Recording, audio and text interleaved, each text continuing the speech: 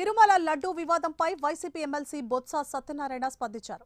లడ్డూ తయారీలో కల్తీ నెయ్యిని వాడారన్న విషయంపై విచారణ జరిపించాలని డిమాండ్ చేశారు. రుజువైందని తేలితే అప్పుడు మాట్లాడాలన్నారు. ఇక దేవుడితో రాజకీయాలు చేయడం అంటే దానికంటే సిగ్గుచేటు మరొకటి ఉండదని విమర్శించారు.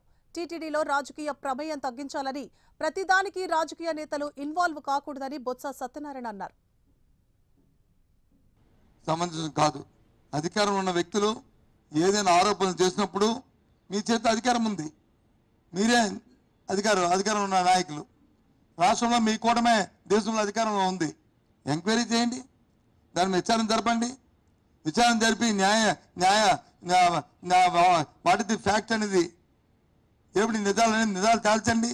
తేల్చిన తర్వాత అది పెట్టి అప్పుడు మీరు మాట్లాడితే దానికి సంబంధించి ఉంటుంది. అంతేగాని పాసింగ్ రిమార్క్స్ చేసి ఇలాంటి కార్యక్రమాలను రాజకీయ కోణంలో భగవంతుని వినియోగించుకోవడం, వారి పేరును వచ్చి రాజకీయాల్లో చొప్పించడం అనేది చాలా దురదృష్టకరం. దయచేసి ఇంతటితో ఇది ఆపండి. మీకు చేతనైతే దాని మీద ఎంక్వైరీ చేయండి. మీకు చిత్తశుద్ధి ఉంటే ఎంక్వైరీ జరిపించండి. దాని మీద వాస్తవాలు తీసుకురండి. అప్పుడు మాట్లాడిన అంతవరకు కూడా పత్రికలు కానీ పత్రికాధిపతులు కానీ రిక్వెస్ట్ చేస్తున్నాను, రాజకీయ పార్టీలు రిక్వెస్ట్ చేస్తున్నాను, దీనికి ఇంతటితో పరసమర్థం పెట్టి ఎంక్వైరీ చేసి అప్పుడు వాస్తవాలతో శిక్షించండి.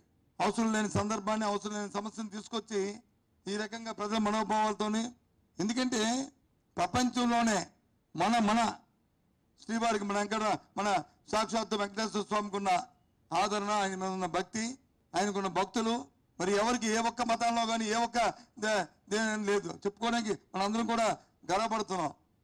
ఆ నమ్మకానికి మనందరం కూడా తలవంచవలసిందే.